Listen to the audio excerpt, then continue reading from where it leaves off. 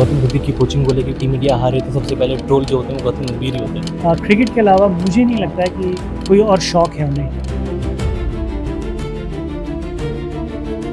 Troll भी एक business हो गया है, तो शायद ट्रोल करने वाले अपना काम कर रहे होंगे। मुझे लगता है कि वो जॉब नहीं करते, वो अपने आप को इन्वेस्ट करते हैं जो भी काम करते हैं उसमें। वैभव सूर्यवंशी लाजवाब खिलाड़ी है, लाजवाब खिलाड़ी है और इसमें कोई दो राय नहीं है। वो इस तरीके के खिलाड़ी है कि उनको अब कुछ करने की जरूरत नहीं है, सिर्फ इस चीज़ को कि जो वो करते आए हैं उसमें वो निरंतरता कैसे। एक और ट्रेंडिंग टॉपिक जो है कि 27 का world cup Rohit Kohli part होंगे नहीं होंगे। 5 सेलेक्टर्स हैं, चेयरमैन अजीत अग्रकर उस कमेटी के चेयरमैन हैं, एबल कोच उस टीम के साथ हैं। ये सारी चीज़ें उनकी सोच के साथ ज़्यादा निर्भर करेगी। जो भी कंट्रीब्यूशन विराट कोहली या रोहित शर्मा का भारतीय क्रिकेट के लिए है, वो उसको तो कभी ऐसा हो ही नहीं सकता कि उन दोनों महान खिलाड़ियों के बारे में आप बात करते जिक्र ना हो। कंट्रीब्यूशन के बारे में या किस तरीके से भारतीय क्रिकेट को आगे ले जाने में जो अपनी हिस्सेदारी अदा करी है, उसमें तो कोई दो राय है ही।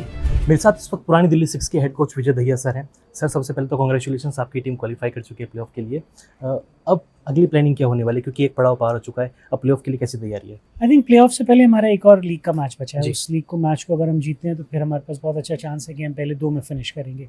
तो पहली सोच यही है, क्योंकि इस फॉर्मेट के अंदर अगर आप टॉप 2 में फिनिश करते हैं तो आपके पास हमेशा एक एक्स्ट्रा गेम रहता है। तो कोशिश यही रहेगी कि पहले उस मैच को जीता जाए और टॉप 2 में फिनिश करें। सर, इस सीज़न टीम की सबसे बड़ी ताकत क्या रही है? आई थिंक कैरेक्टर ताकत रही है इस टीम की सबसे इम्पॉर्टेंट। अगर मैं पिछला सीज़न देखता हूँ और पिछले सीज़न में एज ए कोच में देखने की कोशिश करता हूँ तो कहीं ना कहीं हमसे एक चूक रही थी, प्लेयर पिक करने में नहीं, प्लेयर के कैरेक्टर्स असेस करने में।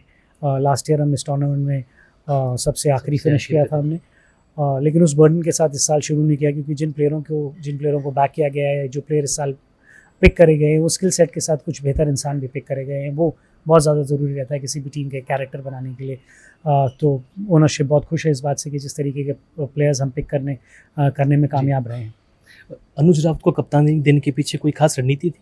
आई थिंक बिल्कुल खास रणनीति थी, क्योंकि लास्ट ईयर अगर आप देखें तो हमारे पास जो कप्तान थे बहुत ही बढ़िया प्लेयर हैं, वंशवेदी इस साल भी बहुत अच्छा कर रहे हैं, पर शायद कैप्टनसी में उतना अनुभव उनके पास नहीं था। तो जब हम फ्रेश माइंडसेट के साथ इस ऑक्शन में उतरे थे तो हमारा यही था कि एक एक्सपीरियंस प्लेयर हम ज़रूर पिक करने की कोशिश करेंगे, एज ए प्लेयर नहीं, एज ए लीडर।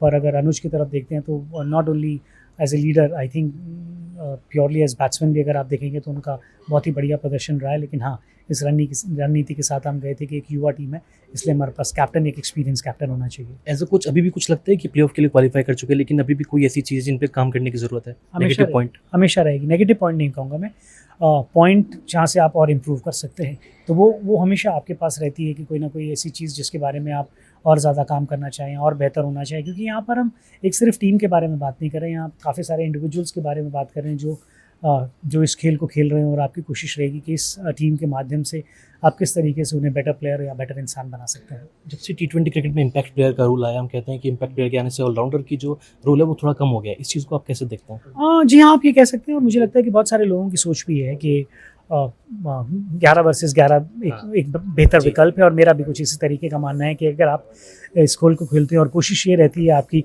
जिस तरीके से पहले खेलते थे बिना इम्पैक्ट प्लेयर के, तो मैं अभी भी यही मानता हूँ कि अगर हो सके तो अभी देखिए कि फर्स्ट क्लास क्रिकेट के अंदर मुझे लगता है कि ये रूल आया कि इम्पैक्ट प्लेयर इस सीज़न उसका इस्तेमाल नहीं किया जाएगा। तो मैं इस फेवर में हूँ कि 11 वर्सेस 11 एक ज़्यादा बेहतर विकल्प है। और इन फ्यूचर IPL में देखना चाहेंगे सिर्फ इम्पैक्ट प्लेयर के रूल को, या फिर हटा देना चाहिए?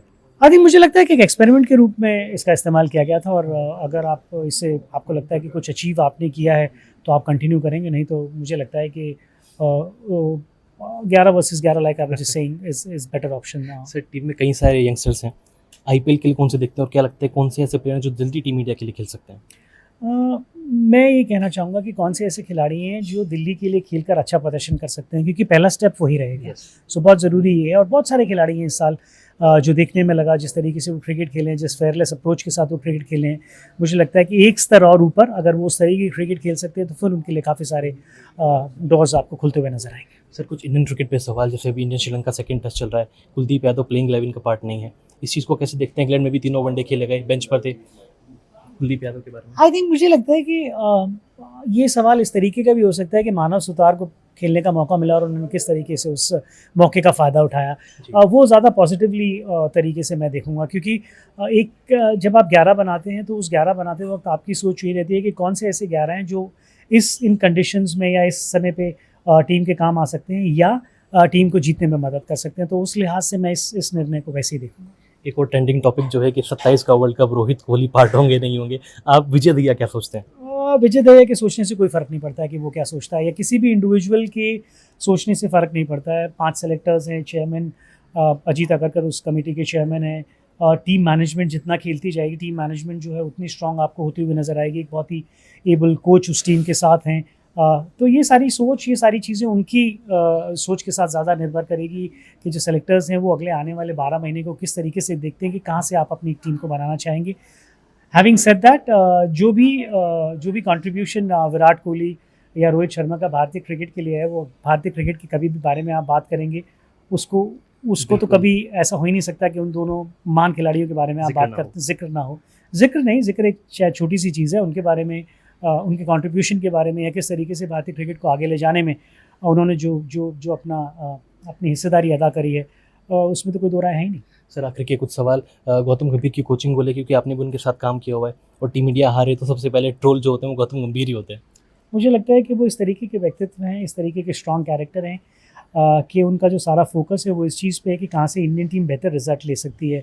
इस चीज़ पे नहीं है कि आप ट्रोल की तरफ देख रहे हैं या किसी और को सही साबित करने में कोशिश कर रहे हैं।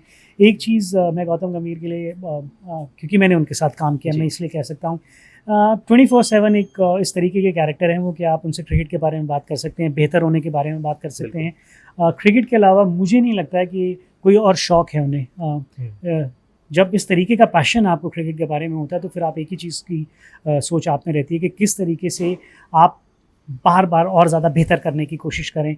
आई थिंक ट्रोल भी एक बिज़नेस हो गया है, तो शायद ट्रोल करने वाले अपना काम कर रहे होंगे और वो जो काम करने की कोशिश कर रहे हैं, मुझे लगता है कि वो उसमें 100% अपनी कमिटमेंट, अपना पैशन, बहुत कम लोग हैं जो उस पैशन से अपनी जॉब को फॉलो करते हैं और मुझे लगता है कि वो जॉब नहीं करते, वो अपने आप को इन्वेस्ट करते हैं जो भी काम करते हैं उसमें। तो वो वही काम करने की कोशिश करेंगे कि किस तरीके से भारतीय क्रिकेट और ज़्यादा बेहतर हो सके। सर क्लास सल वैभव सूर्यवंशी कैसा टैलेंट है? लाजवाब खिलाड़ी हैं और इसमें कोई दो राय नहीं है।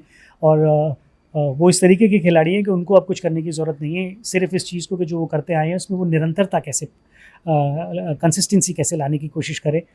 Phenomenal talent. Thank you so much sir.